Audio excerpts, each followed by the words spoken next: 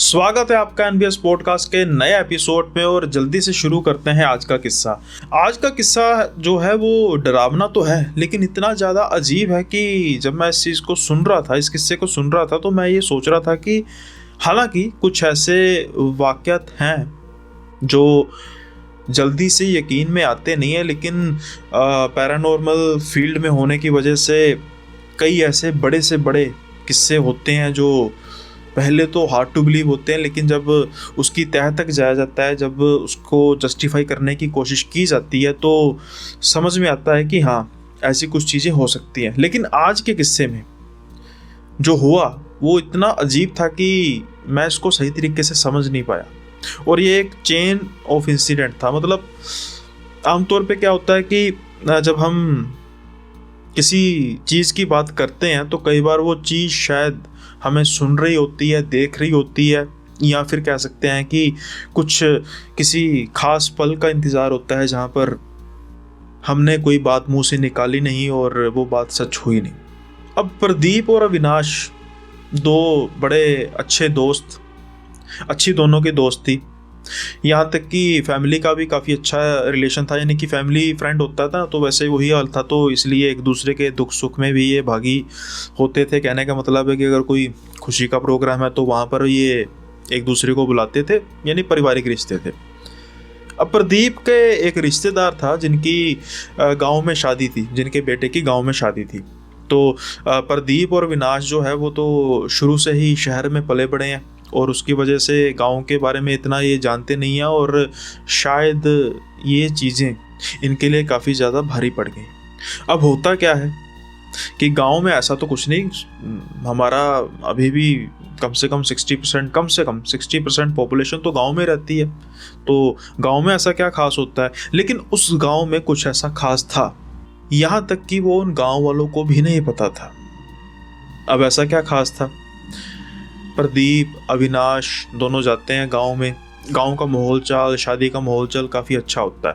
अब एक तरफ क्या होता है कि आपको पता ही है कि लेडी संगीत वगैरह का जो होता है टाइम होता है, औरतें लड़कियां अपना जो संगीत का प्रोग्राम कर रही होती हैं।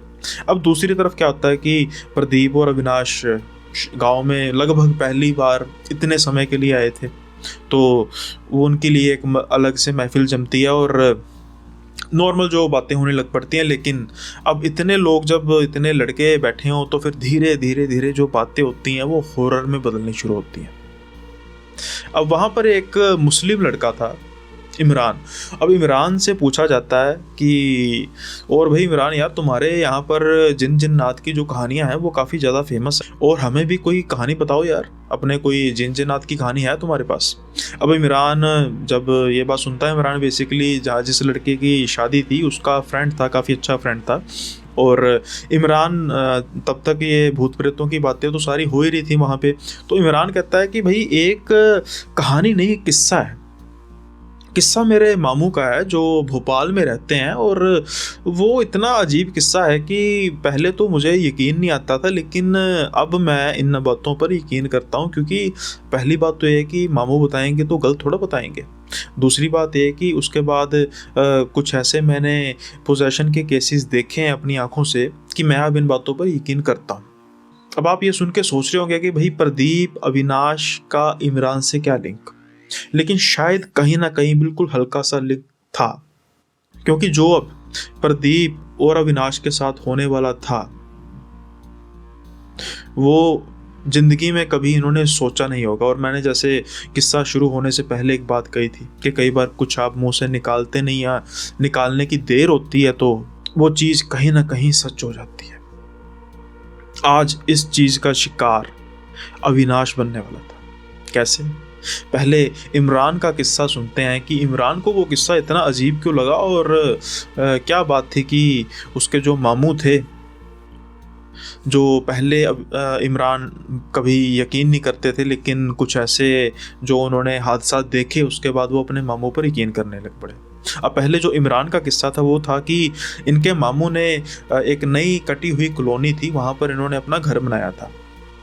जब इन्होंने अपना घर बनाया तो तब उसी समय काफ़ी घर भी और बन रहे थे, और लगभग कह सकते हैं कि लेट्स से आज किसी एक पर्सन ने अपना घर जो है वो कंप्लीट होने के बाद वहाँ पर प्रवेश किया, हफ्ते 10 दिन बाद दूसरे पर्सन ने, 5-7 दिन बाद दूसरे पर्सन ने, ऐसे ऐसे, यानी कि वो जिस गली में इनका घर था उस गली में तकरीबन 5 या 6 घर बन रहे थे और इनके वहाँ पर जाने के, शिफ्ट होने के तकरीबन 15 दिन के अंदर अंदर ही वो घर भी आबाद हो गए थे। ये काफ़ी खुश थे, इनके मामू काफ़ी खुश थे कि ये अच्छा है कि भाई हमारे आते कॉलोनी बस गई। अब एक तो अकेलेपन का खौफ नहीं होगा, चोरों लुटेरों का जो है वो इतना डर नहीं होगा, और साथ में भाई जैसा मैंने कहा कि अकेले होने का जो खौफ होता है वो अलग होता है, लेकिन इनकी सोच काफ़ी गलत थी। अब इनके जो मामू थे उनके 2 बेटे थे।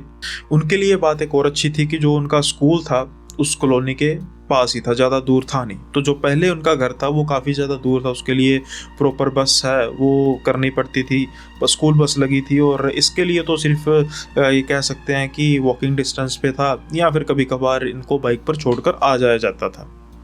अब एक बार क्या होता है कि जो इनके मामू होते हैं वो अपने ऑफिस से लेट हो जाते हैं और इनको आते होते काफ़ी टाइम लग जाता है। अभी इनको घर में आए कुछ 15 दिन के आसपास हुए थे और तब तक घर में कुछ ऐसी वारदात हुई नहीं थी जो इनको डरा कर रख दे। लेकिन आज जो होने वाला था वो इतना इनके लिए काफ़ी अजीब था कि ये सोच रहे थे कि भाई मैंने घर कहाँ पे ले लिया। अब होता क्या है, जब इनके मामू जो हैं वो वापस आ रहे होते हैं, और इन कुछ दिनों में ये पहली बार था कि ये रात के इतनी लेट वापस आ रहे थे। अब जब ये वापस आ रहे होते हैं और अपने घर की, जब घर का मोड़ होता है, जिस गली का वो सड़क का मोड़ होता है, वहाँ पर वो पैदल आ रहे थे, तो पैदल आने लगते हैं तो वहाँ पर देखते हैं कि एक बच्चा खड़ा हुआ है। अब इनको थोड़ी सी दूर से उसका हाव भाव, उसकी फिजिक ऐसे लग रही थी कि ये उनका बड़ा बेटा है। अब जब ये उसको थोड़ी सी दूर से देखते हैं, पहले तो ये हैरान रह जाते हैं कि इस समय ये वहाँ पे क्या कर रहा है, लेकिन जैसे जैसे पास आते जाते हैं इनको कन्फर्म होता जाता है कि ये तो मेरा ही बेटा है, बड़ा बेटा। अब जैसे जब इनको कन्फर्म होता है कि ये बेटा जो है मेरी तरफ देख रहा है, मेरा ही बेटा, तो इनको गुस्सा चढ़ जाता है, क्योंकि रात का समय, नई कॉलोनी, कुछ पता तो है नहीं इतना, और वो भी जो बच्चा है मेरा, जो मुश्किल से कुछ 7 साल के आसपास का होगा, वो खड़ा है, अकेले खड़ा है। गुस्सा इनको उस बच्चे पर भी आ रहा था और उसकी माँ पर भी आ रहा था कि बच्चा तो बच्चा, माँ को तो ध्यान रखना चाहिए ना इस चीज़ का। अब ये जल्दी से उसकी तरफ जाना शुरू करते हैं और गुस्से से उसका हाथ पकड़ते हैं और कहते हैं कि क्या कर रहा था यहाँ पे, तुझे पता नहीं है कि ये रात के समय में ऐसे घर से बाहर नहीं निकलते, जैसे माँ बाप डांटते हैं। अब वो बच्चा जो है बस इनकी तरफ घूर घूर के देख ही जा रहा था। अब इनको गुस्सा ज़्यादा आ रहा था, अजीब थोड़ा सा लग भी रहा था कि ये कैसे मेरी तरफ घूर के देख रहा है। दिल तो इनका कर रहा था कि एक जो थप्पड़ है वो लगा दें, लेकिन फिर कहीं कैसे ना कैसे गुस्से पर काबू पाते हैं, क्योंकि इनसे ज़्यादा गुस्सा, इस बच्चे से ज़्यादा गुस्सा जो है इनको इनकी माँ पर आ रहा था कि उसने इसको घर से बाहर क्यों निकाला। और इसके जो हाव भाव थे वो भी कुछ ऐसे थे कि ये हैरान भी हो रहे थे, परेशान भी हो रहे थे, और हल्का फुल्का डर भी लग रहा था कि भाई ये, मतलब ये यकीन करते थे कुछ ऐसी चीज़ों पर, ऊपरी हवाओं पर। तो ये उसका हाथ पकड़ते हैं और चलना शुरू कर देते हैं। चलते चलते चलते उससे बात कर रहे होते हैं, उसको समझाने की कोशिश कर रहे होते हैं, लेकिन वो बच्चा, उनका बेटा, कोई भी जवाब दे नहीं रहा था। अब जब ये अपने घर के गेट के पास आते हैं तो गेट खोलते हैं, रिंग लगाते हैं। जब गेट खुलता है तो जो इनकी वाइफ थी सामने होती हैं, और बस दरवाज़ा खोलने की देर थी और ये सवार हो जाते हैं। गुस्से से अपनी वाइफ को बोलना शुरू कर देते हैं कि तुम्हें अकल नहीं है, जो कहा जा सकता है गुस्से से, वो कहते हैं। अब इनकी जो वाइफ है वो इनको काफ़ी ज़्यादा हैरानी से देख रही होती है कि हुआ क्या, क्या बात कर रहे हो, किस बच्चे की बात कर रहे हो।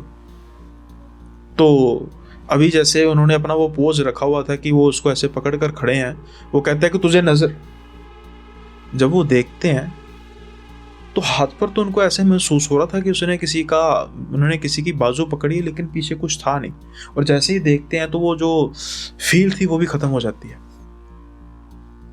अब जो आंखों में गुस्सा था वो खौफ में बदल जाता है कि ये क्या हो गया। इनकी वाइफ जो है वो पूछती हैं कि बताओ तो सही, हुआ क्या। तो ये जल्दी से दरवाज़ा बंद करते हैं और अपने घर के अंदर चले जाते हैं, और जल्दी से पहले कहते हैं भाई पानी पिलाओ मुझे।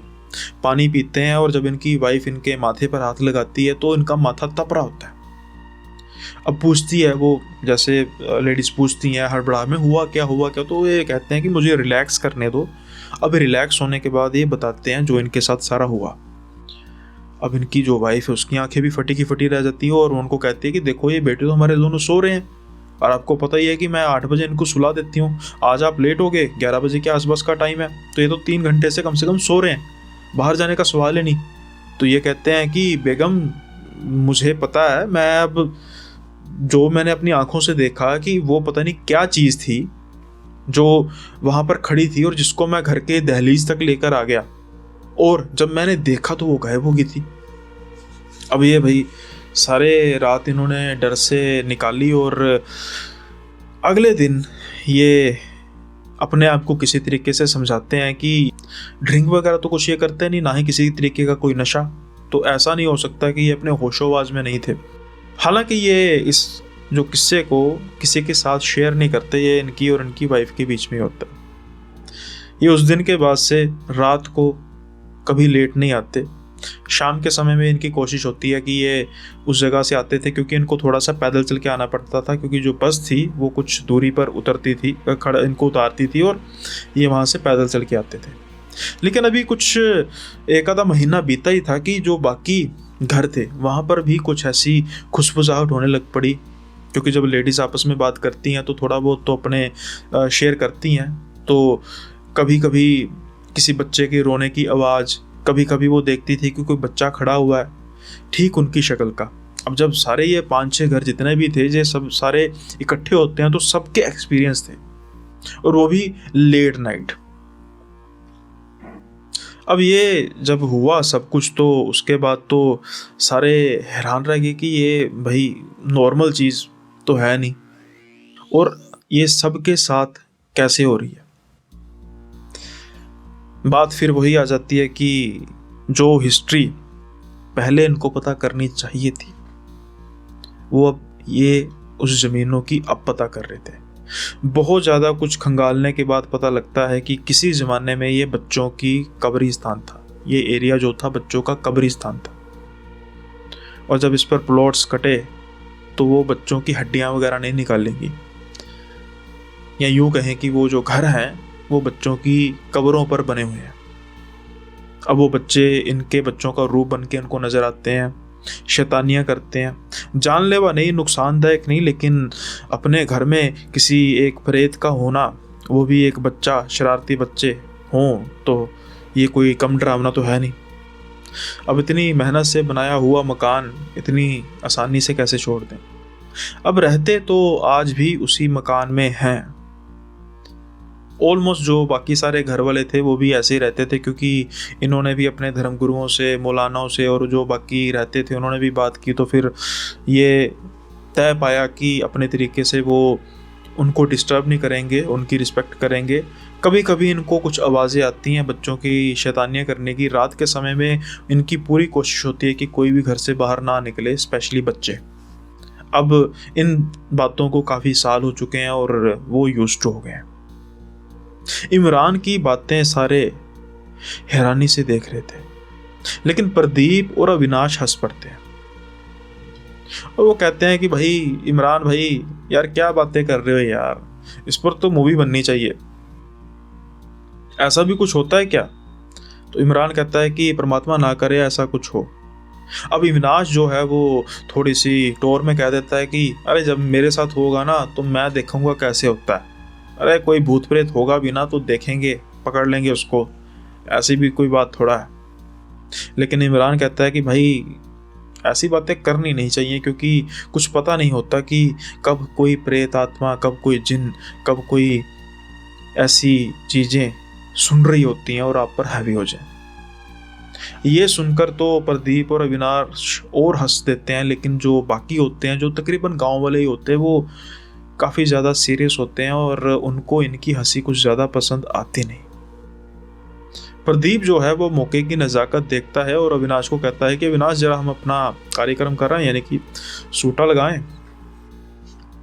तो जो बाकी गांव वाले जो वहाँ पर जो लोग बैठे हुए थे वो भी उनको इतना ज़्यादा रोकते नहीं, क्योंकि शायद उनको इस चीज़ की इंसल्ट फील हो रही थी कि उनको दकियानूसी समझा जा रहा है। लेकिन ये बात जो है काफ़ी ज़्यादा बढ़ने वाली थी।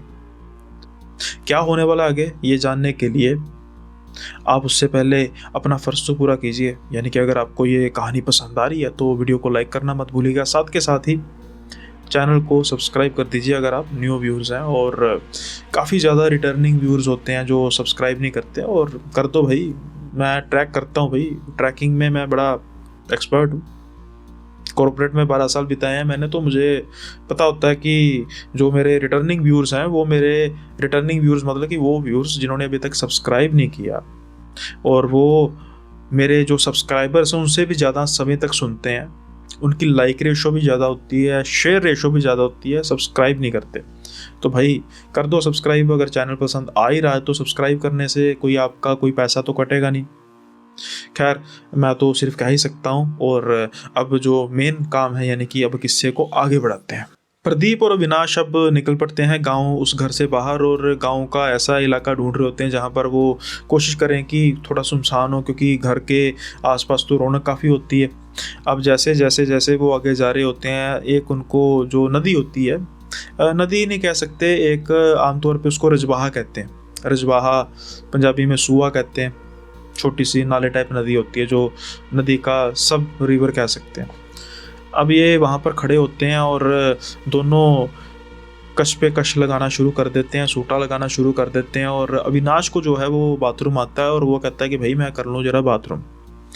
सबसे बड़ी गलती, क्योंकि इमरान ने जो कहा था वो शायद उस समय इन पर लागू नहीं हो रहा था कि कोई सुन रहा है, सुन रही है, देख रहा है या देख रही है।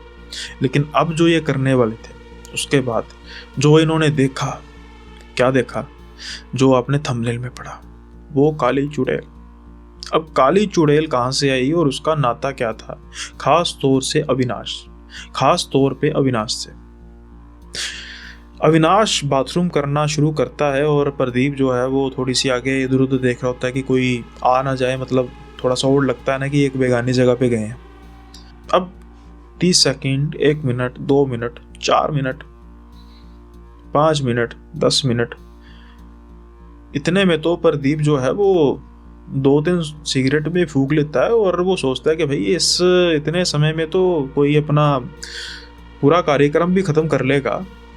तो ये क्या कर रहा है, ये देख रहा है, ये घूम के देखता है विनाश को। तो विनाश ऐसे ही अपने पोज में खड़ा होता है जैसे बाथरूम करते हैं। ये फिर हैरान होता है कि भाई इसको क्या हुआ है। तो ये उसको आवाज़ लगाता है कि भाई सारी रात यहीं पे गुजारेगा, क्या पी लिया जो अभी तक निकाल रहा है। लेकिन अविनाश का कोई जवाब आता नहीं। फिर वो गौर से देखता है कि अविनाश खड़ा है बिल्कुल सीधे, लेकिन उसकी गर्दन बिल्कुल ऐसे मुड़ी हुई है, जैसे कि वो किसी चीज को देखे जा रहा है, बिल्कुल फ्रीज हुआ है। अब प्रदीप को कुछ महसूस होता है कि यार अजीब है कुछ। तो वो क्या करता है कि वो उसके पास जाता है, और जब उसको हाथ लगाता है अविनाश को, तो उसका जो शरीर था वो ऐसे था जैसे बिल्कुल सर्द हुआ होता है, पत्थर। एक बार तो डर जाता है और एकदम से उसको हिलाता है, बिल्कुल झंझोड़ता है। तो जो अविनाश है हिलता है, वो कहता है क्या हुआ भाई। तो अविनाश उस तरफ उंगली करता है अपने दाएं ओर, कहता है वो देख, वो देख क्या है। जब प्रदीप देखता है उसको कुछ नजर नहीं आता। तो अविनाश कहता है कि जल्दी जल्दी जल्दी मुझे ले चल, मुझसे भागा नहीं जा रहा, मुझसे हिला तक नहीं जा रहा। तो प्रदीप कहता है पहले बता तुझे क्या देख ले तूने। तो वो कहता है वो तुझे नजर नहीं आ रही, वो देख वो काली काली काली सी औरत, सफेद उसके बाल हैं, वो देख क्या उसने कितने गहने डाले हुए हैं, और कैसे वो जीभ अपनी बाहर निकाल कर मुझे देखकर हंसे जा रही है। अब इतना डरावना जो रूपरेखा बताता है अविनाश, प्रदीप की तो वैसे सिट्टी पिट्टी गुल होती है, लेकिन 1 सेकंड में वो हंसने लग पड़ता है। कहता है यार तू भी इमरान के साथ मिल गया यार, एक गाँव वालों के साथ मिल गया तू भी, अरे मुझे डराएगा तू, अपने भाई को डराएगा। तो वो कहता है नहीं भाई मैं देख तो सही। वो कहता मुझे कुछ नजर नहीं आ रहा, कहता मुझे यहाँ से ले चल। अब जो प्रदीप है वो अविनाश की इस बात को तो समझ सकता था कि वो उसने मजाक किया होगा, लेकिन जो उसका शरीर ठंडा पड़ा हुआ था, बिल्कुल जाम हुआ था, इस बात की जस्टिफिकेशन क्या थी। जैसे तैसे करके वो उसको पकड़ता है और जैसे उसको पकड़ कर लेके जाने की कोशिश कर रहा है, वो इतना भारी हुआ हुआ था कि जैसे एक अविनाश नहीं, कम से कम 5 अविनाश हो, इतना उसका भार हो चुका था। अभी तो उसको बड़ी मुश्किल से हिला पा रहा था और अविनाश जो है वो ऊंची ऊंची चीखें मारना शुरू कर देता है कि मुझे बचा लो, मुझे बचा लो, वो मार देगी, वो काली चुड़ैल मुझे मार देगी। अब जब ये होता है तो जल्दी से प्रदीप फ़ोन लगाता है शादी वाले घर। वहाँ से जल्दी से भागे हुए 2-3 लोग आते हैं, जैसे तैसे करके अविनाश को पकड़ते हैं और ले जाते हैं। कोई जो बुजुर्ग 1-2 साथ में होते हैं, वो पूछते हैं क्या हुआ, कहता है ये तो बाथरूम कर रहा था, इसके बाद मुझे पता नहीं क्या हुआ। तो वो बुजुर्ग कहते हैं कि बेटा, ऐसी जगहों पर पेशाब करना नहीं चाहिए, क्योंकि पता नहीं कैसी चीज़ें होती हैं जो कभी भी किसी पर हैवी हो जाए। अब प्रदीप इन बातों को बकवास कैसे कहता, क्योंकि उसके दोस्त, उसके भाई के साथ बिल्कुल सामने ये चीज़ हो रही थी। अविनाश की तो हिम्मत ही नहीं थी ये कहने की कि आप ये बात कर रहे हो। वो हाथ जोड़ के कहता है कि मेरे दोस्त को बचा लो, मेरे दोस्त को बचा लो। लेकिन अब जो उसके पीछे लग चुकी थी, वो कहाँ तक उसको लेके जाएगी, जब ये आपको पता लगेगा तो आपकी भी आंखें फटी की फटी रह जाएंगी। मैं भी इतना हैरान हुआ था कि ऐसा भी कुछ हो सकता है क्या, लेकिन ऐसा हुआ। अब अविनाश को जैसे तैसे करके रात को जो है वो थोड़ा सा गंगा जल छिड़का जाता है, जिसकी वजह से उसको थोड़ा सा फर्क पड़ता है। अगले दिन पंडित जी जो हैं वो देखते हैं और वो कहते हैं कि बस इसको यहाँ से ले जाओ, क्योंकि कुछ ऐसा हुआ है, कुछ ऐसी चीज़ इसके पीछे लगी है जो इसका पीछा छोड़ेगी नहीं, और जितना इस गांव से, जितना सीरियस उसको दूर रखा जाए उतना ही अच्छा है, और जाके इसका फिर इलाज किया जाए, डॉक्टरी इलाज नहीं, ऐसे किसी सिद्ध तांत्रिक से, ऐसे किसी सिद्ध पंडित से इसको दिखाया जाए, ताकि इसके पीछे जो बला लगी है वो हट सके। क्योंकि जो इसके पीछे लगी है, जितना कि मेरी नॉलेज है, जितना मैं समझ पा रहा हूँ, वो इसको छोड़ेगी नहीं। अब जैसा मैंने कहा कि ये तो थे शहरी। अब भाई प्रदीप कहता है कि बस एक बार हम शहर पहुंच जाएं, मैं इसका डॉक्टरी इलाज कराऊंगा। कौन कौन सा हॉस्पिटल नहीं छान मारा प्रदीप ने, कौन कौन से डॉक्टर से कंसल्टेंसी नहीं ली, सब कुछ करके देख लिया, लेकिन जो अविनाश था उसकी हालत दिन ब दिन डाउन होती गई। अब एक दिन क्या होता है कि अविनाश के पेरेंट्स का प्रदीप को फ़ोन आता है बड़ी हड़बड़ाहट में। वो कहते हैं कि बेटा, अविनाश तेरे घर आया? वो कहता नहीं, मेरे घर तो नहीं आया। लेकिन हुआ क्या आंटी, बताओ तो सही। तो वो कहते हैं कि अविनाश जो है वो सुबह का हमें मिल ही नहीं रहा, अपनी बाइक लेकर कहीं पर गया हुआ। तो ये कहते हैं कि कितने समय से गया है? तो ये सारे बताते हैं कि सुबह अभी जब से हम जागे हैं तब से तो है नहीं, और 2 घंटे हो गए हमें ढूंढते हुए। अब अविनाश कहाँ गया, इस बात की तो पहेली बन गई। वही अपनी बाइक लेके, जो वो गांव था वो कम से कम अगर कार पर जाएं तो कुछ 2 घंटे की दूरी पर था। लेकिन प्रदीप के दिमाग में 1 मिनट भी ऐसी कोई बात आई नहीं कि अविनाश वहां पर क्यों गया होगा। लेकिन इसकी जो सूचना है वो अविनाश को 10-15 मिनट बाद मिल जाती है।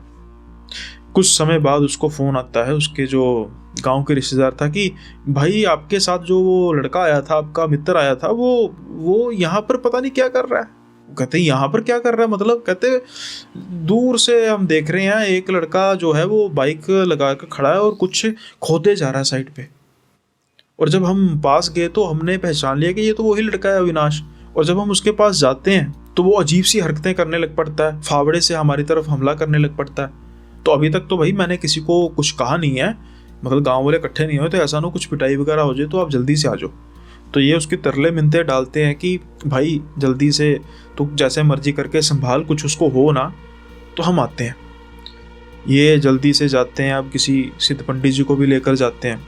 जब ये पहुंचते हैं तो बहुत से लोगों ने अविनाश को पकड़ा होता है और अविनाश काफ़ी ऊंची ऊंची चीखें मार रहा होता है कि मुझे छोड़ दो, आज मैं आज़ाद होकर रहूँगी, आज मैं आज़ाद होकर रहूँगी। लेकिन अविनाश तो लड़का है, उसको तो कहना चाहिए आज़ाद होकर रहूँगा, लेकिन किससे? अब इस बात का जो जवाब था वो जल्दी ही मिलने वाला था। जब पंडित जी आते हैं वो सारा उसका हाव भाव देखते हैं, उसकी आंखें अजीब से तरीके से वाइट हुई थी दिन के समय में भी। अब जैसे ही अविनाश पंडित जी को देखता है या फिर देखती है, क्योंकि उस समय वो अविनाश था नहीं। तो वो ऊंची ऊंची कहने लग पड़ता है कि पंडित जी मुझे आज़ाद कर दो, पंडित जी मुझे आज़ाद कर दो। अब पंडित जी सोच में पड़ गए कि मैं कौन, किसको आज़ाद कर दूं, कहाँ से आज़ाद कर दूं। लेकिन पंडित जी के दिमाग में एक बात आती है कि ये फावड़ा लेके यहाँ के आसपास खोद क्यों रहा है। इतने में प्रदीप कहता है कि पंडित जी ये वहीं पे जगह है जहाँ पर इसने पेशाब किया था। तो पंडित जी कहते हैं कि इसका सारे आसपास का इलाका खोदो। अब पंडित जी की बात सुन के सारे हैरान हो जाते हैं, कहते भाई खोदो, मैंने कहा ना।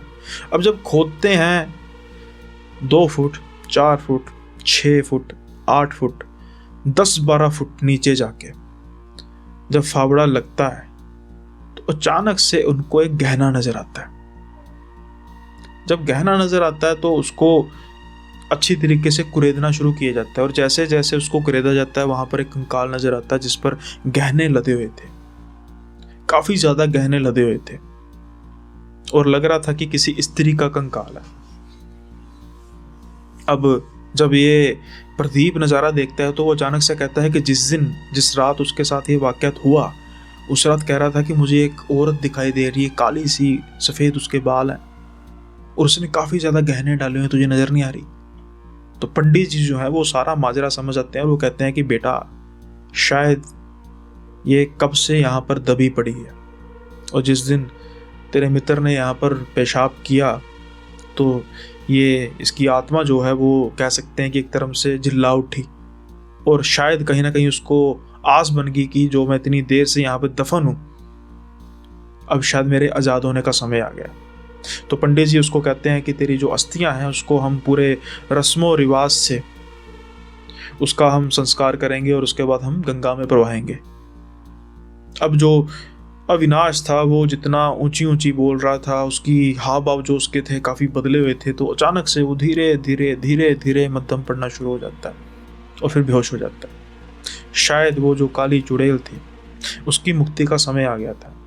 उसी समय लकड़ें लगाकर एक चिता तैयार की जाती है, उन अस्थियों को वहाँ पे रखा जाता है, जलाया जाता है, और एक आधे दिन बाद वो अस्थियों को बहा दिया जाता है। अविनाश काफ़ी देर तक बीमार रहा क्योंकि उसके शरीर पर जो पोजेशन थी वो काफ़ी हैवी थी, लेकिन धीरे धीरे धीरे धीरे वो तंदुरुस्त हो गया। और आज अविनाश और प्रदीप ना सिर्फ इन बातों पर यकीन करते हैं, बल्कि वो अपना किस्सा जब लोग इकट्ठे होते हैं, जब गेट टुगेदर होती है, तो ये किस्सा सुनाना भूलते नहीं। आई होप आपको ये आज का किस्सा पसंद आया होगा, तो आया है तो लाइक करना मत भूलिएगा। अब बढ़ते हैं अगले किस्से की ओर।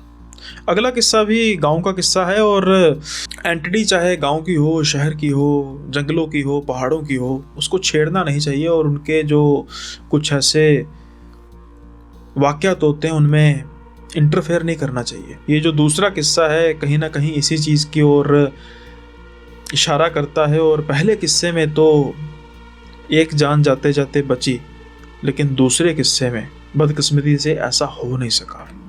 सिमरन को गर्मियों की छुट्टियों का बहुत इंतज़ार रहता था। अब आमतौर पे सारे बच्चों को जो गर्मियों की छुट्टियों का काफ़ी इंतज़ार रहता है, लेकिन सिमरन को इसलिए रहता था कि उसके जो नानके थे वो गांव में थे। अब ये शहर की भीड़ भाड़, शहर की वैसी लाइफस्टाइल से काफ़ी ज़्यादा परेशान रहता था बच्चा होने के बावजूद भी। इसको पसंद थी ग्रीनरी, शांति, ऐसा हो कि एक नहर बह रही हो और उसके किनारे ये खड़ा रहे काफ़ी घंटे बैठा रहे, निहारता रहे। तो ये सारी चीज़ें इसका जो गांव था, इसके नानके का गांव था, वो फुलफिल करता था। वहाँ पर एक नदी तो थी नहीं, लेकिन इनके गांव के जो घर था वो इनके नानके का, उसके पीछे एक तालाब था, बहुत बड़ा तालाब था और साफ तालाब था, साफ पानी का तालाब था। उसके पीछे कुछ जंगलनुमा कुछ एरिया था, बहुत बड़ा नहीं, लेकिन कुछ ऐसे बड़े बड़े पेड़ थे जो देखने में तो जंगल ही लगते थे, लेकिन बहुत बड़ा एरिया नहीं था। ये सीनरी जो थी वो काफ़ी अच्छी लगती थी। सिमरन बस वेट करता था कि जल्दी से गर्मी की छुट्टियां हो तो 20-25 दिन तो अपने पार हैं।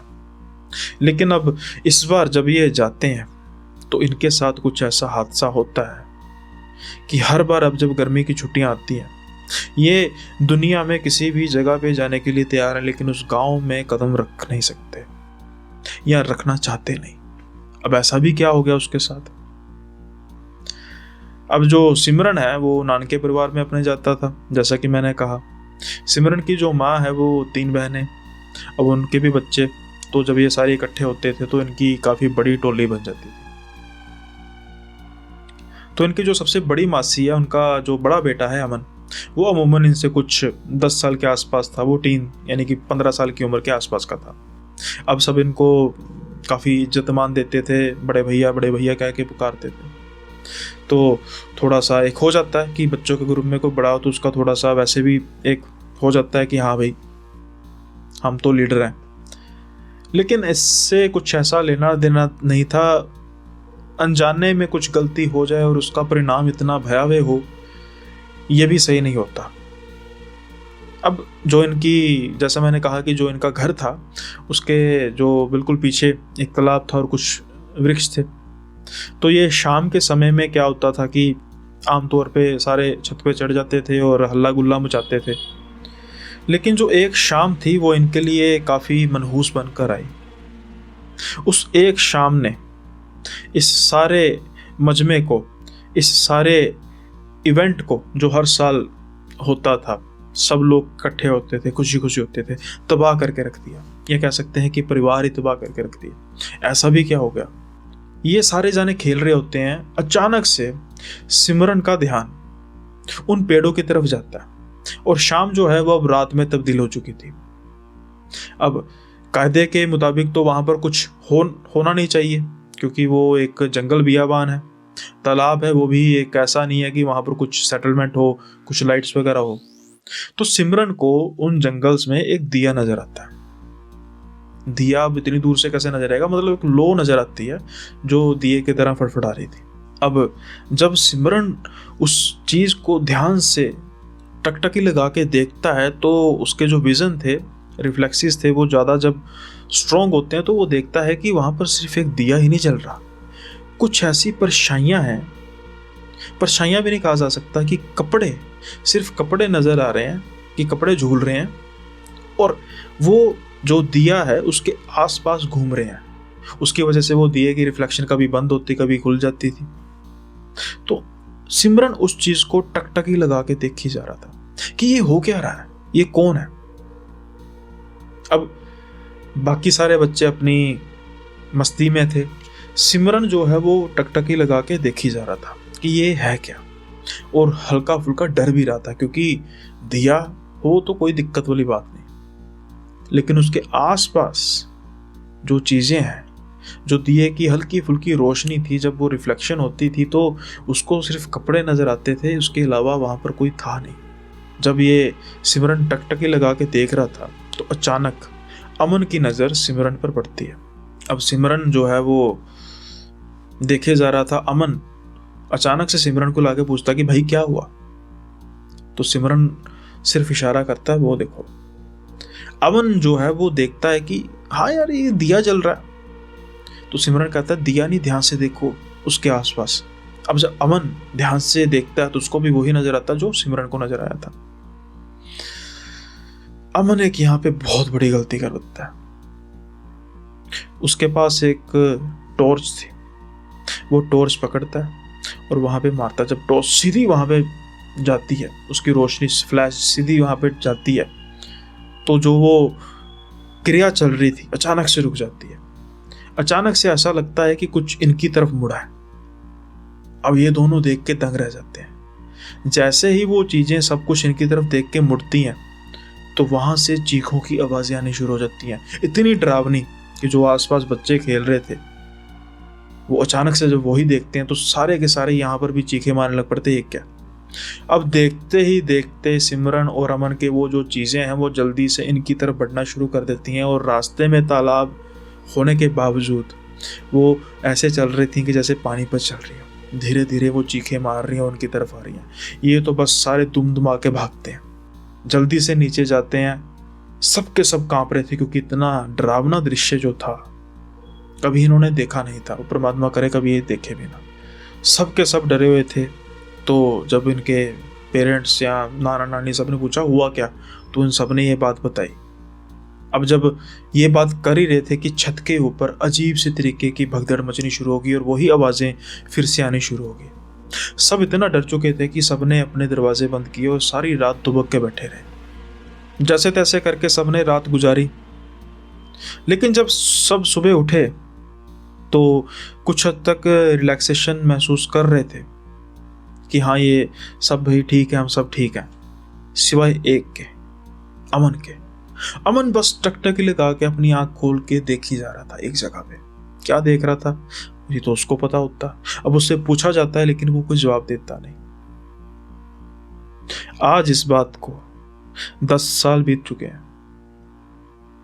वो आज भी वैसे का वैसा ही है, एक जिंदा लाश बन के रह चुका है। उन 10 सालों में ना कभी वो बोला है, ना कभी उसने पलक झपकी है।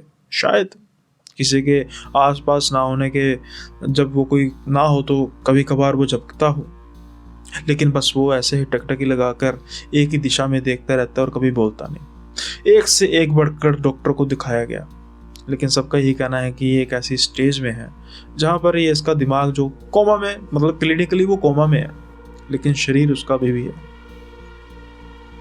अब एक ऐसा जवान बच्चा जिसकी ये हालत हो जाए। और जैसे कि मैंने पहले कहा था कि कभी भी उस गांव में सिमरन जाना चाहते नहीं, उसका कारण एक तो ये था, दूसरा ये था कि इनका जो नानका परिवार था उन्होंने फिर देर नहीं की उस घर को बदलने में, क्योंकि उसके बाद रोज रात को ऐसी ही कुछ आवाज़ें उनको सुनाई देती थी और रात को वो घर नहीं रहता था, वो एक जेल बन जाता था, क्योंकि सब डरते थे कि अगर कोई बाहर निकला तो उसका हाल भी अमन जैसा ना हो जाए। आज इनके और इनके नानका परिवार का उस गांव से कोई नाता नहीं। घर बेच दिया, सब कुछ कर दिया, ये तो दूर की बात, वहां पर तो कोई जाने की तवज्जो भी नहीं करता।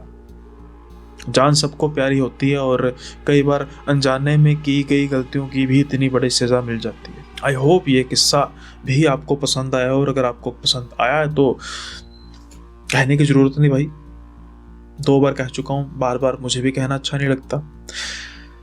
और अगर आपके कुछ ऐसे किस्से हैं तो आप जो स्क्रीन पर मेरी ईमेल आईडी और इंस्टा आईडी जो फ्लैश हो रही है इसको इस पर भेज सकते हैं, रिकॉर्ड करके भी भेज सकते हैं, टाइप करके भेज सकते हैं, और कनेक्ट करना चाहते हैं तो इंस्टा पर कनेक्ट भी कर सकते हैं। सेम इन्फॉर्मेशन आपको कमेंट बॉक्स में भी मिल जाएगी, तो ऐसा नहीं कि आपको वीडियो को पॉज करना पड़ेगा, डिटेल नोट करनी पड़ेगी, कमेंट बॉक्स में भी ये डिटेल प्रोवाइडेड है। अब इस वीडियो को ख़त्म करने का समय आ गया है, जल्दी ही मिलेंगे आपसे अगले वीडियो में नए किस्से के साथ। तब तक के लिए बाय बाय, अपना ख्याल रखिए।